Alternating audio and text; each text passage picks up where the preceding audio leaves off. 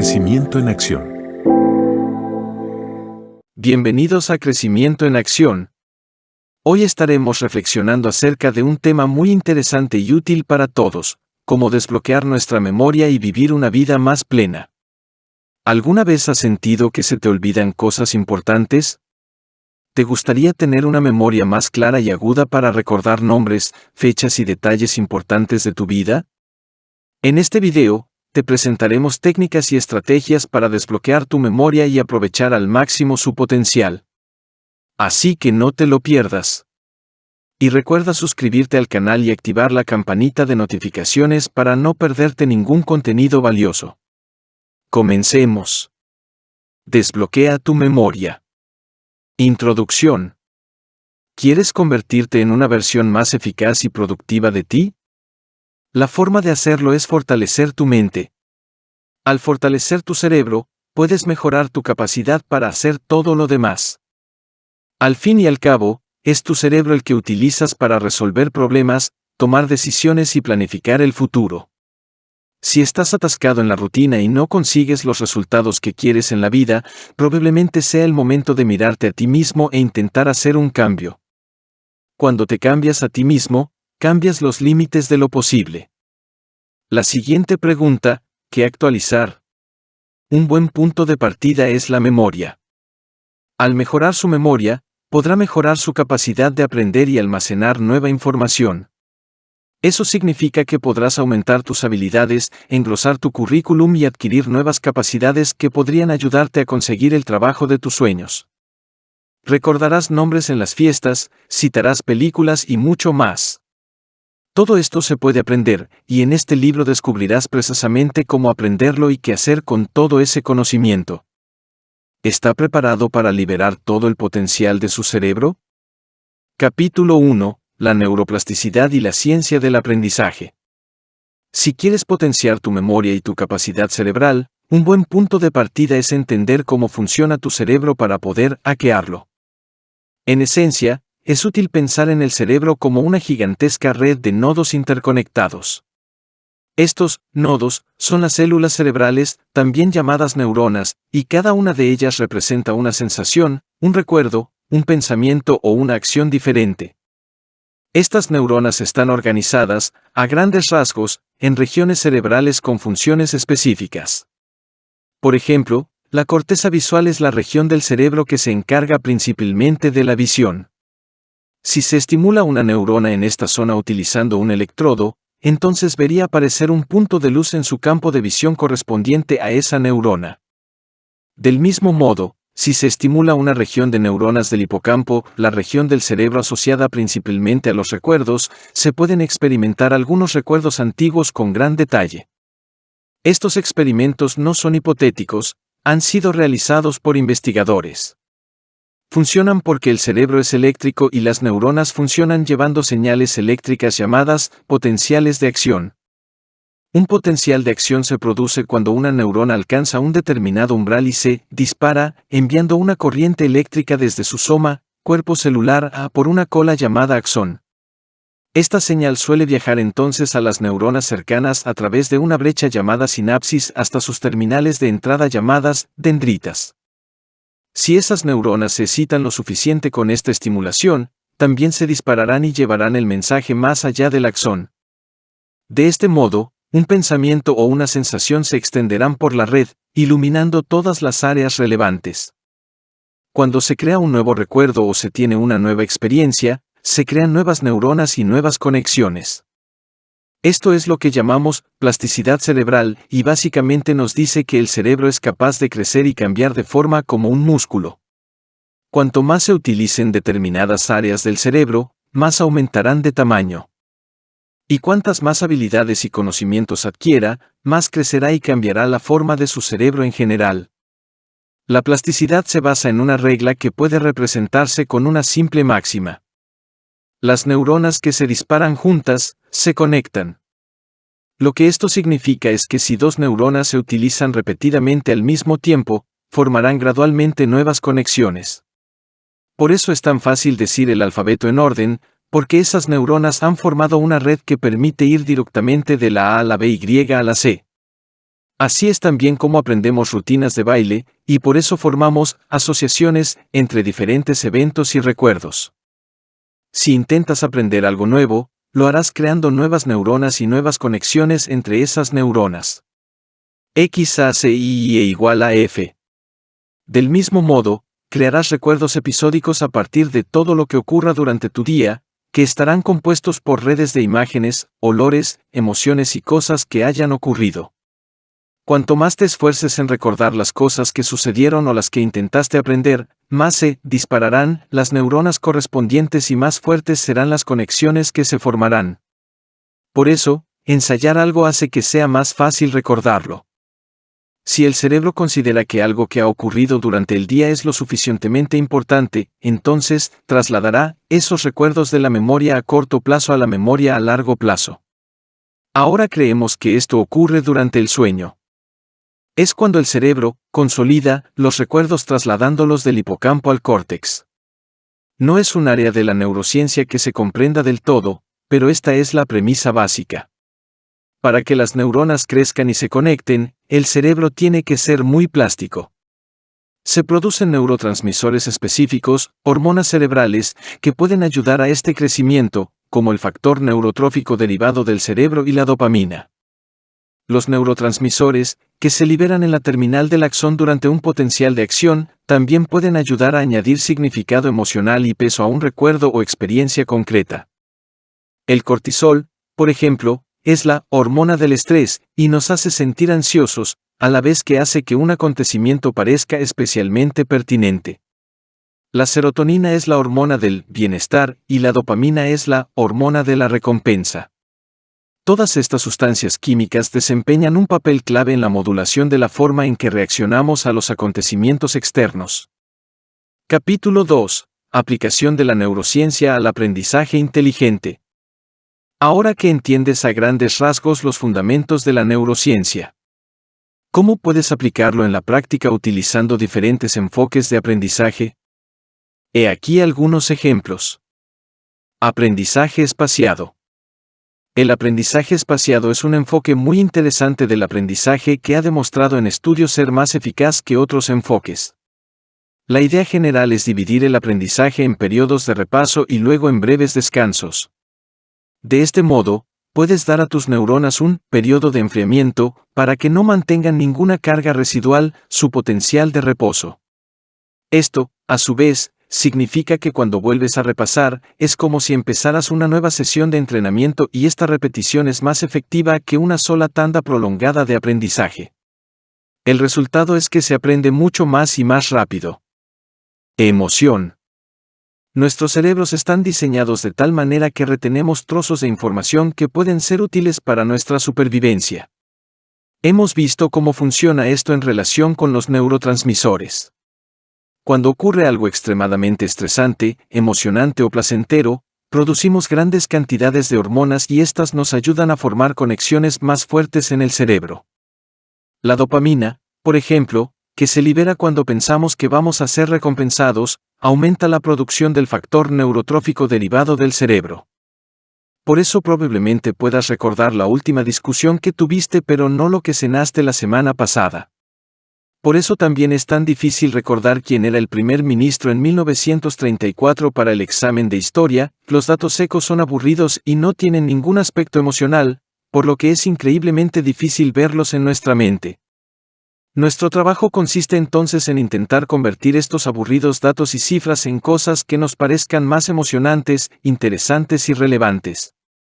Mejor aún, deberíamos intentar que el propio acto de aprender sea gratificante y divertido. He aquí algunos ejemplos de cómo puede hacerlo. Observando la educación, ¿cómo puede un profesor hacer que cualquier lección sea menos aburrida y controlar una clase alborotada? Muy sencillo, poniendo un vídeo. No importa que el vídeo sea del mismo tema que lo que estaban tratando de enseñar, el simple hecho es que el vídeo es mucho más estimulante y mucho mejor para mantener nuestra atención que simplemente leer o mirar algo en una pizarra. Si estás intentando aprender algo y te resulta aburrido, ¿por qué no ves si hay un vídeo en YouTube sobre el tema? La razón por la que esto funciona es la emoción. Cuando vemos a la gente hablar, oímos música y vemos cómo suceden las cosas, se desencadena una respuesta más emocional que nos ayuda a formar recuerdos más concretos. Multitarea, aprender por sí solo puede ser aburrido, pero si puedes hacerlo al mismo tiempo que algo más interesante, al menos tendrás más estímulos para seguir adelante y podrás ahorrar tiempo. Un ejemplo de ello podría ser hojear un libro de texto mientras corres en la cinta de correr, o escuchar una cinta de audio mientras juegas a un juego de ordenador en silencio. Esto no es tan efectivo para aumentar la fuerza de los recuerdos, pero puede ser útil como una forma de mejorar tu motivación, para que pases más tiempo aprendiendo de lo que de otra manera podrías hacer. Crear algo. Otra gran opción es intentar crear algo como parte de tu proceso de aprendizaje. Un buen ejemplo de ello podría ser escribir un blog que recoja toda la información que estás aprendiendo, o escribir un libro, o incluso podrías crear una aplicación. Esta es una gran estrategia porque reforzarás lo que estás aprendiendo mientras lo escribes. Al mismo tiempo, si creas un recurso lo suficientemente útil, podrás ofrecérselo a los demás y, posiblemente, incluso ganar con ello, y tú mismo podrás utilizar el recurso para recapitular. Escribir un libro o un artículo es un método especialmente eficaz, ya que se basa en algo que llamamos el método Feynman. Se trata de una técnica de aprendizaje que consiste en leer algo, aprender todo lo que se pueda y, a continuación, intentar explicar sucintamente ese concepto a otra persona. Si no puedes explicar fácilmente lo que has aprendido, entonces vuelves a intentarlo. Hazlo un juego. Esto puede parecer algo poco divertido que tu madre intentaría que hicieras para mantener tu habitación más ordenada, pero hay formas de convertir el aprendizaje en un juego divertido. Sé más creativo que un simple examen y piensa en cómo puedes crear un juego de mesa o algo realmente divertido a partir de lo que estás aprendiendo. Encuentra el ángulo que te atrae. Todos tenemos intereses y aficiones particulares, y todos decidimos si algo es relevante para nosotros en función de si se aplica a estos o a parte de nuestras carreras. El problema del aprendizaje de las matemáticas suele ser que no parecen aplicarse a la vida cotidiana, y es habitual oír a la gente quejarse de que nunca utiliza las habilidades matemáticas que aprendió en la escuela. En realidad, las matemáticas se aplican a innumerables carreras e intereses, ya sea en la arquitectura, donde te beneficiarás de poder calcular ángulos y áreas, en la física y el espacio, o en la programación. ¿Te gustan los juegos de ordenador? Pues con las matemáticas puedes crear los tuyos propios. Lo mismo ocurre con historia, con inglés y con cualquier otro tema. Se relacionará con las cosas que te gustan al menos en algún aspecto. Incluso si no puedes encontrar ese ángulo de forma natural, siempre puedes forzarlo.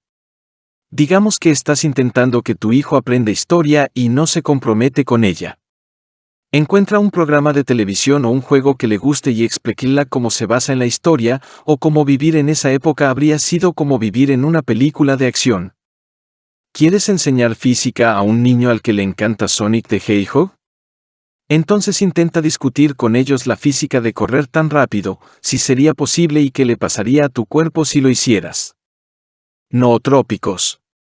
Los nootrópicos son drogas inteligentes que se están haciendo cada vez más populares como forma de mejorar el cerebro. Funcionan normalmente aumentando la disponibilidad de determinados neurotransmisores mediante el bloqueo de los transportadores o imitando sus efectos. La cafeína es un ejemplo de nootrópico que actúa bloqueando los receptores A1 y reduciendo así la eficacia de la adenosina, al tiempo que aumenta la dopamina y la norepinefrina.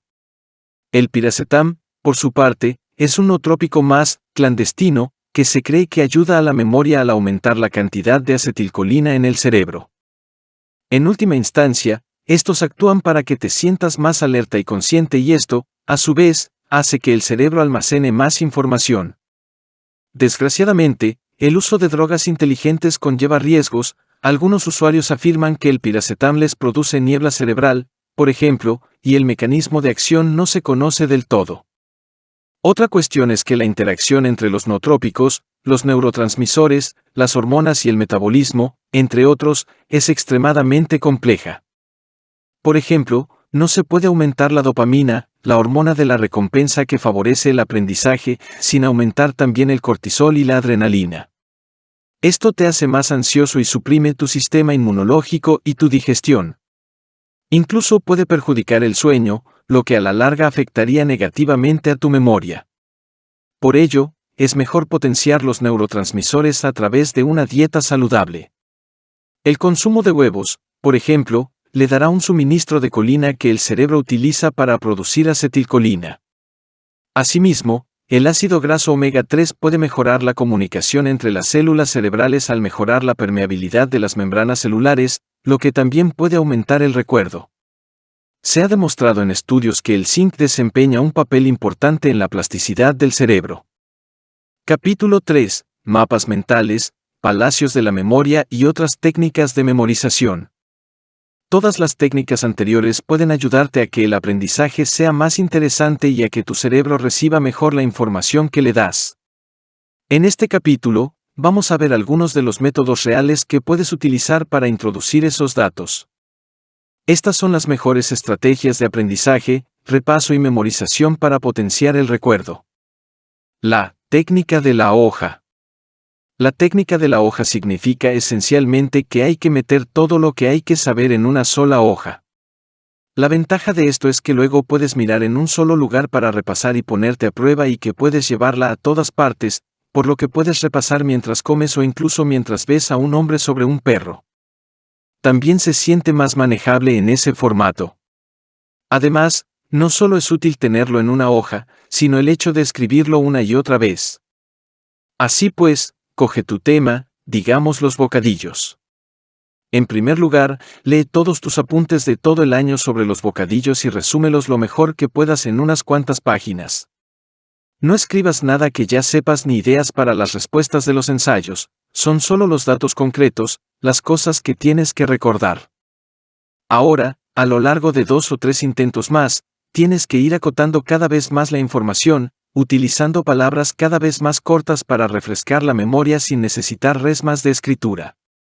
El objetivo es escribirlo en una sola cara de un papel A4 para que puedas mirar hacia abajo y tener todo el conocimiento delante de ti.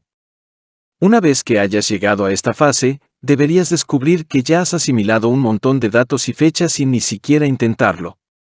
Ahora subraya las fechas y los hechos clave que quieres que salten a la vista y empieza a examinarte de la hoja. Puedes llevarlo a todas partes y ponerte a prueba distraídamente mientras haces otras cosas.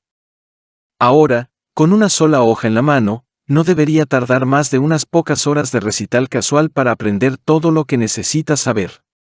Puedes utilizar no solo tu memoria semántica, sino también tu memoria visual al intentar imaginar la hoja. Además, puedes añadir bocetos, resaltados, texto en negrita y otros elementos que ayuden a que el esquema se fije en tu mente.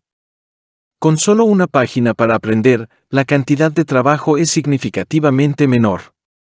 Mapas mentales. En cuanto a la forma de presentar toda esta información en una sola página, los mapas mentales pueden ser muy útiles. Los mapas mentales son diagramas que enlazan múltiples ideas en una sola página en la estructura de una red. Aquí tendrás un tema principal, que luego se dividirá en múltiples temas más pequeños, todos interconectados por líneas que muestran las relaciones entre estas ideas.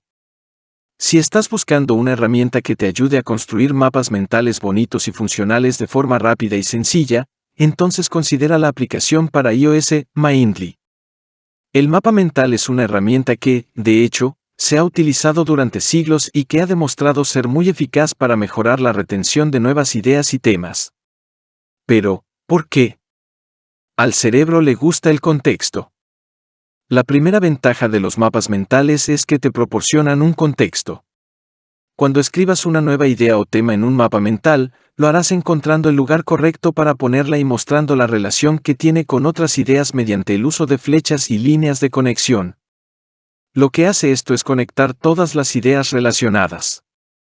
Así, si se hace un mapa mental de los tipos de criaturas marinas, por ejemplo, se puede colocar un tipo de pez en una categoría concreta que indique su género. Con él, estarían todos los otros tipos de peces que estuvieran relacionados con él y quizás también podría estar bajo un epígrafe que mostrara el hábitat del pez, o cómo se reproduce. Lo que hace esto es rodear la información con detalles adicionales que pueden ayudar a refrescar la memoria. En un examen, es posible que no se te ocurra el nombre del pez inmediatamente, pero si recuerdas los elementos que lo rodean, el pez relacionado, el género, el hábitat, esto puede ser suficiente para ayudarte a encontrar la respuesta. Transversalidad.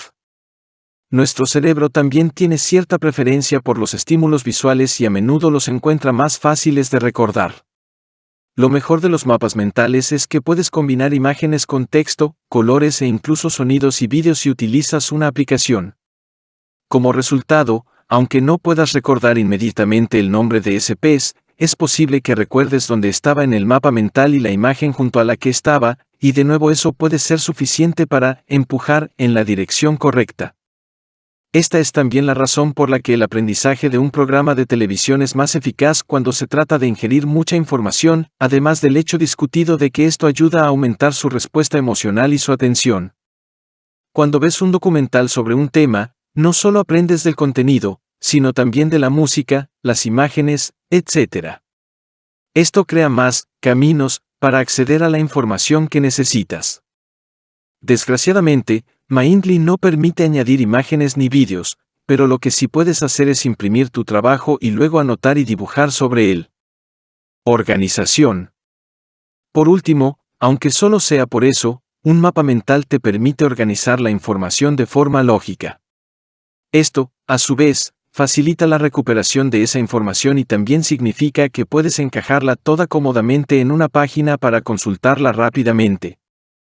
Ahora que ya hemos hablado de cómo organizar tu revisión para que sea más manejable, ¿cómo puedes sacarla de la hoja de papel y grabarla en tu mente? Mnemotecnia. La mnemotecnia puede ser útil. Son trucos para refrescar la memoria, como acrónimos y rimas. Y podemos ir más allá, creando mini historias que relacionen nombres o fechas. Por ejemplo, en psicología tuve que recordar que un investigador Frankenhauser hizo un experimento para comprobar si había un efecto de género en un hallazgo reciente. En primer lugar, solo tenía que recordar que estaba encontrando un gen del efecto, ya que había aprendido previamente el contexto y sería capaz de recordar que estaba bajo el estudio correspondiente en mi hoja. Podía recordar el resultado, ya que era interesante, solo era el nombre y la fecha lo que tenía que relacionar con esta información. Así que utilicé polémicamente Frankenhauser, pensando en un ama de casa. Apenas tiene sentido, pero es controvertido y está relacionado con los géneros, así que se me queda grabado, es un ejemplo impopular, pero es el que me viene a la mente. Una vez más, un contexto emocional ayuda a memorizarlo, al igual que imaginarse una esposa en casa. La fecha era 1987, el año en que nací, y estoy bastante seguro de que algo parecido a Frankenhauser significa hospital en alemán. Como muchos de ustedes, nací en un hospital y esto fue suficiente conexión para que lo recordara. Cuanto más extraña y disparatada sea, a menudo será mejor para recordarla después. Sin embargo, eso no es lo que hacen los verdaderos maestros de la memoria. Aunque a menudo utilizan una historia, prefieren visualizar esa historia, ya que nuestra memoria sensorial suele ser más fiable. La historia se compone de imágenes muy singulares, cada una de las cuales se enlaza con la anterior. Este método es especialmente bueno para recordar listas largas de objetos, por ejemplo, una lista de la compra, ya que son más fáciles de visualizar. Aquí se crea una imagen visual que une dos imágenes consecutivas. Así, en el caso de mono, ladrillo, limpiador, ardilla, puedes imaginar a un mono golpeándose con un ladrillo. Ahora la siguiente, un ladrillo al que le quita el polvo una limpiadora, por ejemplo. Las imágenes divertidas o extrañas son las que mejor funcionan, inventa las tuyas propias. ¿Cómo puede aplicarse esto a los números o a las fechas? Pues bien, los maestros de la memoria utilizan un ingenioso truco. Emplean un código visual basado en la rima y lo utilizan de forma universal en todas las imágenes. Por ejemplo, 1 puede ser bollo o sol y 2 pueden ser guiso o baño, ya lo entiendes. Ahora tienes que incorporarlos a tus imágenes y, de repente, las fechas son fáciles de recordar. Los palacios de la memoria y el método de los Lousai. ¿Quiere llevar este concepto un paso más allá? Entonces puedes intentar crear todo un palacio de la memoria. Esta técnica, que se ha hecho famosa en la reciente serie de la BBC Sherlock, consiste en crear un lugar imaginario y llenarlo de cosas que se quieren recordar. Ese lugar también puede ser real y estar basado en un recuerdo. Una vez más, el objetivo es utilizar imágenes que sean muy vívidas y fáciles de recordar, y luego vincularlas de alguna manera a un lugar concreto de la casa. Por ejemplo, la puerta principal puede tener una imagen vinculada a ella, mientras que el pasillo puede tener otra. Esta técnica y otras similares han sido utilizadas por las tribus indígenas y el hombre primitivo durante cientos de años. Más concretamente, han utilizado una técnica denominada método de Lousai.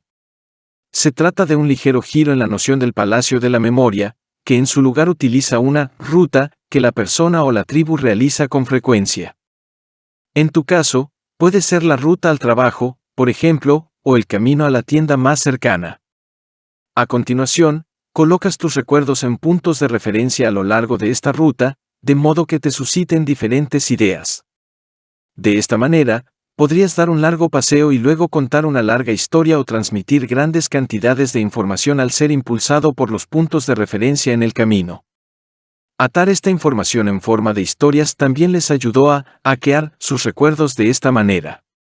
Esta estrategia podría ayudar a almacenar grandes cantidades de datos como una cultura, en una época anterior a los libros, los ordenadores o Internet. Todo lo que necesitaban era su cerebro y buenas historias. Capítulo 4. El aprendizaje acelerado y la puesta en común. Llegados a este punto, ya tienes una gran cantidad de información sobre la memoria. Conoce los fundamentos del funcionamiento de su cerebro, comprende algunas de las estrategias más avanzadas para sacarle el máximo partido, y mucho más. Pero ahora la gran pregunta, ¿qué se hace con toda esta potencia de memoria? Por ejemplo, ¿qué hace con el método de Lousai o palacio de la memoria? ¿De qué manera esto te convierte en un individuo más inteligente y exitoso? Una opción es utilizarlo para memorizar pasajes de texto. ¿Necesitas pronunciar un discurso de memoria? ¿Le gustaría poder recitar largas citas de libros? Con el método de los Lousai, puede conseguir estas hazañas y otras más. Por supuesto, muchas de las técnicas, como la técnica de la hoja, los mapas mentales y los vídeos de YouTube, también son extremadamente útiles para los estudiantes, como lo puede ser el método de Lousai. Pero ¿qué pasa con el ejecutivo de alto nivel? ¿Y el oficinista medio? ¿Qué pasa con alguien que simplemente quiere sacar más provecho de la vida como adulto? Puede que pienses que nunca utilizas tu memoria y que, por tanto, no necesitas desarrollar este tipo de habilidades. Pero esa es la manera equivocada de verlo. Ahora mismo no tienes una gran memoria porque no la utilizas. Si empiezas a usarla, verás que puedes aumentar tu memoria enormemente. Porque aquí está el verdadero secreto de la memoria: cuanto más la usas, mejor se vuelve. Esto se debe a que el aprendizaje aumenta la cantidad de factor neurotrófico derivado del cerebro que se produce, junto con otras sustancias químicas como el factor de crecimiento nervioso. En resumen, cuanto más aprendas, mejor será tu cerebro para aprender. Cuanto más recuerde, mejor será la memoria. Imagínese que pudiera recordar sin esfuerzo los nombres de todo el mundo en los eventos. Imagina que pudieras aprender sin ni siquiera intentarlo, y luego impresionar a la gente con citas y datos. Esto es lo que ocurre cuando se hace el esfuerzo.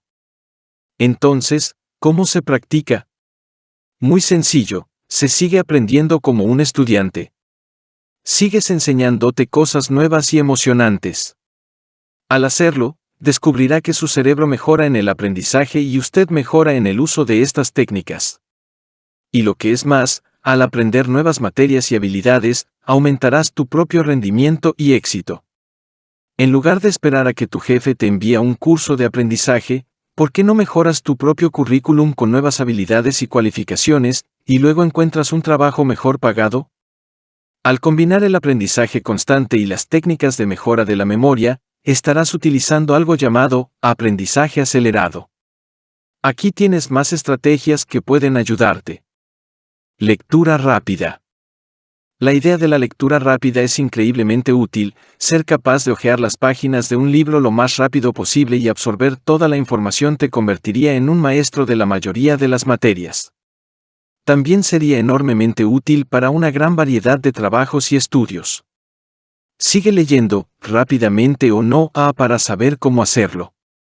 Básicamente, cuando contamos o leemos, tenemos que pronunciar las palabras o los números en nuestro cerebro para poder registrarlos. La idea básica de la lectura rápida es que aprendas a pasar los ojos por el texto y asimilarlo sin necesidad de pronunciar los sonidos. Absorber la información sin repetirla. La idea es que, al emitir los sonidos en la cabeza, uno se ralentiza. Por lo tanto, para leer más rápido hay que pronunciarlas más rápido, o preferiblemente no hacerlo. A cambio de un precio desorbitado, los gurús enseñan a los compradores de libros y a los asistentes a los cursos a hacer esto practicando con los ojos un texto y poniéndose a prueba varias veces al día hasta que se les da bien leer sin pronunciar las palabras. Yo soy un gurú del bocadillo. Si quieres probarlo, consigue un libro de texto de no ficción y siéntalo en tu regazo. Recorre el texto con la mirada. Si quieres, puedes trazar las palabras con los dedos, pero trata de no formar las palabras con tu voz interior, sino de absorber el significado, pero sin esforzarte demasiado. Ahora, después de haber leído una página más o menos, intenta buscar en tu mente ciertas preguntas. ¿De qué trataba la sección? ¿Quién era el autor? ¿Cuál es el peso medio de una oveja macho? Al principio deberías descubrir que eres una mierda en eso o que eres un bicho raro. Pero practica a diario y verás cómo mejoras. Hazme saber cómo lo haces. Esto ha dado lugar a informes mixtos y parece que funciona para algunos y no para otros. Sin embargo, incluso los partidarios recomiendan que no se intente utilizarlo para las novelas, ya que no se absorbe tanta información. Sin embargo, esto pone de manifiesto el interesante vínculo entre la lengua y el pensamiento. Los estudios han demostrado regularmente que los conceptos que no existen en la lengua de una cultura no pueden ser comprendidos por quienes la hablan. Y lo que es más interesante, se ha demostrado que las distintas lenguas resuelven los problemas más rápidamente que otras. Otra estrategia que puede facilitar las cosas es una aplicación llamada Splide. Splide básicamente te permite pegar cualquier cantidad de texto en un cuadro y luego mostrará todas las palabras en rápida sucesión, manteniéndolas en la pantalla apenas el tiempo suficiente para que las absorbas. Puedes cambiar la velocidad precisa y obtendrás una estimación del tiempo que se tarda. Las primeras 20 horas. Las primeras 20 horas es el nombre de un libro de Josh Kaufman que propone una poderosa técnica de aprendizaje para adquirir nuevas habilidades y capacidades. Esa técnica consiste esencialmente en intentar crear o lograr algo con los conocimientos que se están adquiriendo.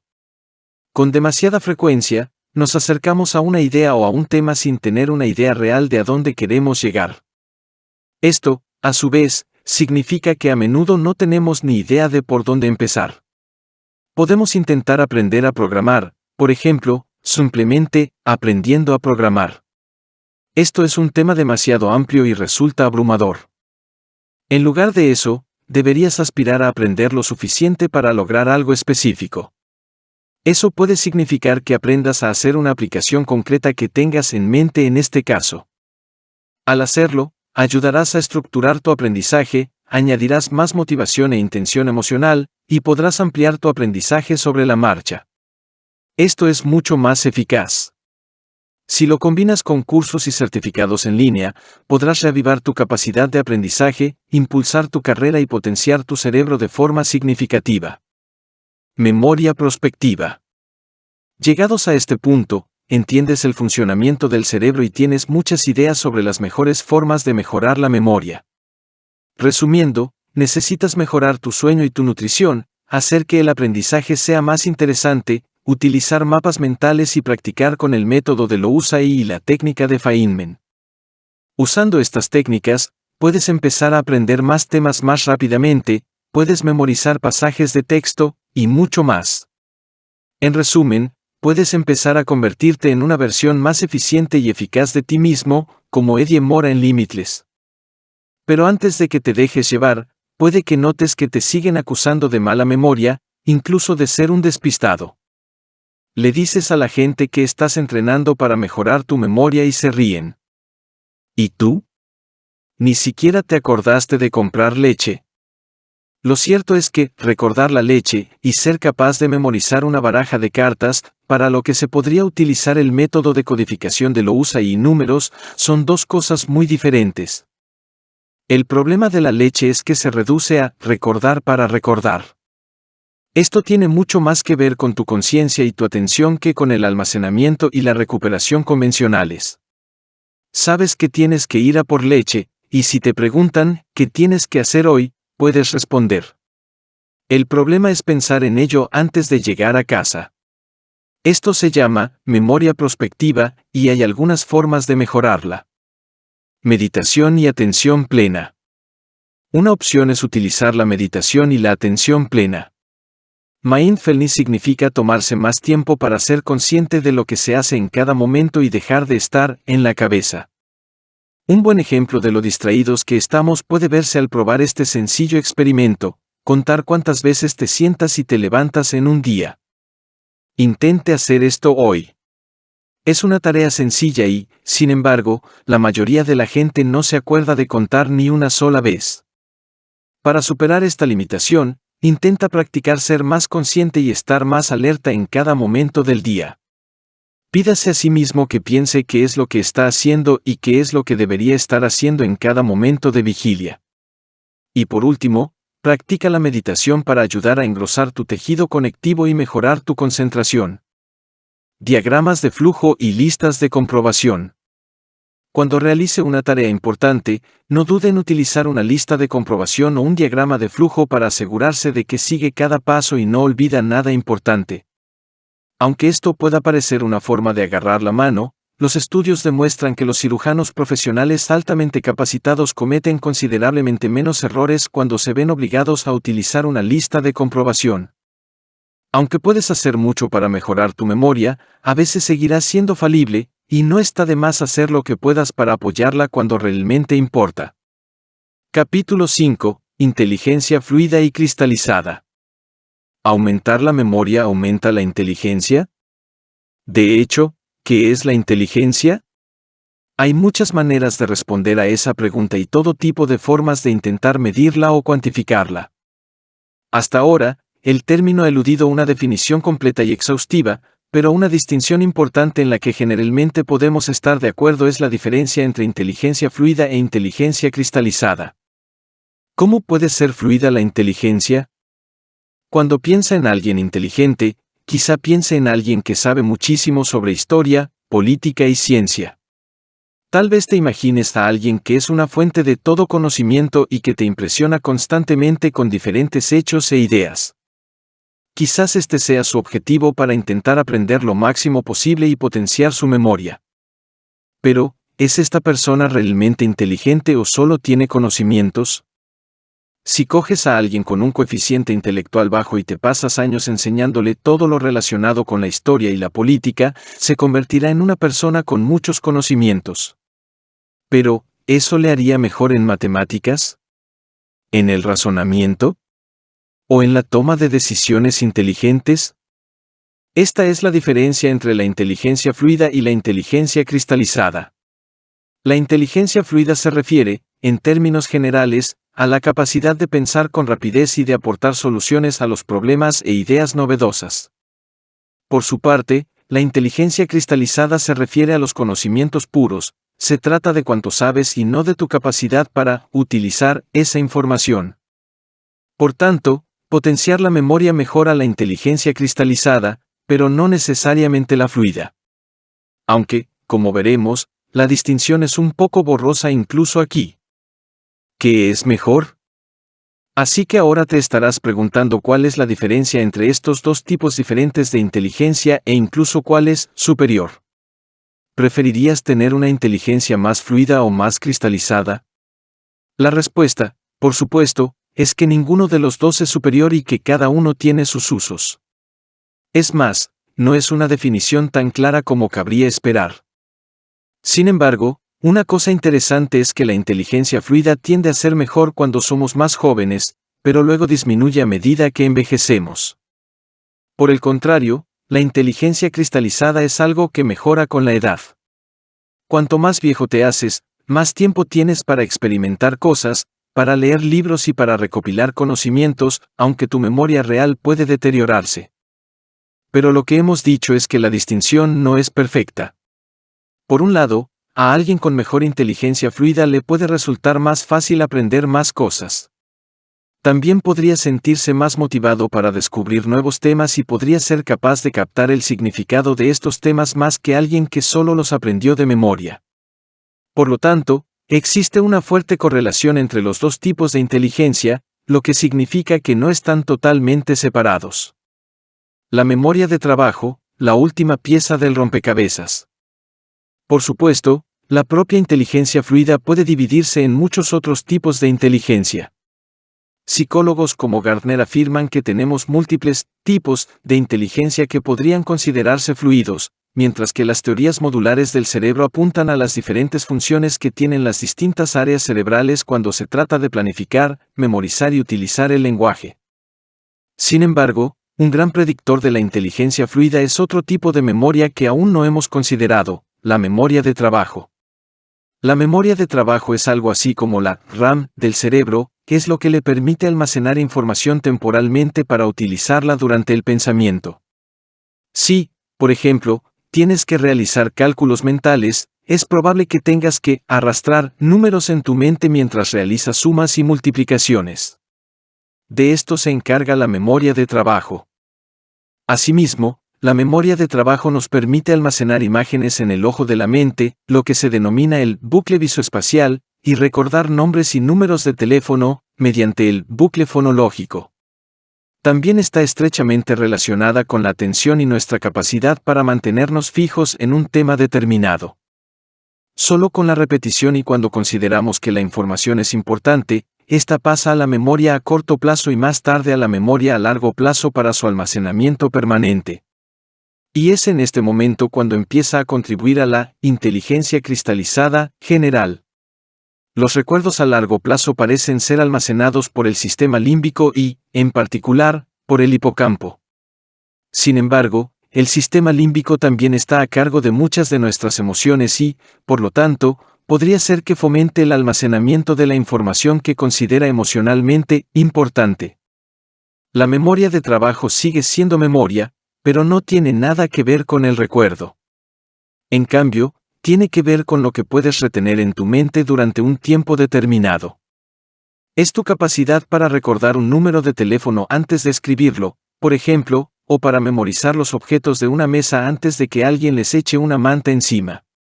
Es tu cuello de botella para recordar y almacenar, y también una de tus mayores herramientas para manipular esa información.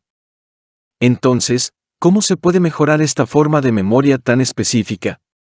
Uno de los únicos métodos que se ha demostrado que funciona es un juego/prueba llamado prueba de la doble N. Se trata de una prueba que consiste en buscar repeticiones en números y letras que aparecen en una pantalla, y en pulsar un botón cuando los veas. La doble N-Back te obliga a retener en tu mente todas las letras y números que han venido antes, y de esta manera te permite mejorar tu concentración y tu memoria de trabajo. Practicar esto es una de las únicas formas de potenciar tu inteligencia fluida, y potencialmente mejorar tu inteligencia cristalizada como resultado. Pensamiento abstracto. Pero decir que la inteligencia fluida es enteramente el resultado de la memoria de trabajo y la atención sería un error. Es cierto que la memoria de trabajo mejora nuestra capacidad de concentración, de tomar decisiones rápidas y de hacer malabarismos con la información, pero está menos implicada en el tipo de pensamiento creativo que da lugar a ideas novedosas. En realidad, la creatividad parece ser el resultado de tener un enfoque más relajado del pensamiento. La opinión general es que las nuevas ideas solo se crean combinando ideas antiguas de forma única. Si eres capaz de hacerlo, entonces puedes pensar fuera de la caja y se te ocurren nuevos inventos, historias y creaciones. Sin embargo, para tener este tipo de pensamientos creativos, es importante poder dejar que la mente divague, lo que a su vez parece estar estrechamente relacionado con la emoción, así como con la conectividad general en todo el cerebro. Pero lo que también es cierto es que, al tener más conocimientos, puedes ser más capaz de recombinar esa información de nuevas maneras. Cuanto más input tengas, más output serás capaz de obtener. Una vez más, el sueño también desempeña un papel importante. Dormir bien y su estado REM le ayudará a hacer más conexiones indirectas entre diferentes recuerdos y pensamientos, ayudándole así a tener ideas más originales e incluso a resolver problemas. Conclusión. Calificaríamos todos estos tipos de inteligencia como fluidos. La capacidad de concentrarse en una tarea, la excelencia en un área concreta, como las matemáticas, o la capacidad de tener ideas novedosas. Los mecanismos que subyacen a estos tipos de pensamiento son muchos y no se comprenden del todo, pero al clasificarlos como fluidos, podemos al menos distinguir entre conocimiento e información. Entonces, ¿qué se puede hacer para mejorar estos tipos de inteligencia? ¿Qué hacer con esta información? Un consejo es que practiques el entrenamiento de tu memoria de trabajo si quieres aumentar tu inteligencia fluida y que dediques un tiempo a relajarte y dejar que tu mente divague si quieres que se te ocurran nuevas ideas. Y a pesar de todo, sigue aprendiendo. Porque esto no solo te ayudará a tener nuevas ideas y a trabajar en conjunto con tu inteligencia fluida, sino que también es el tipo de inteligencia que te acompañará hasta la vejez. Este es el último hack de memoria, y también el último hack de vida.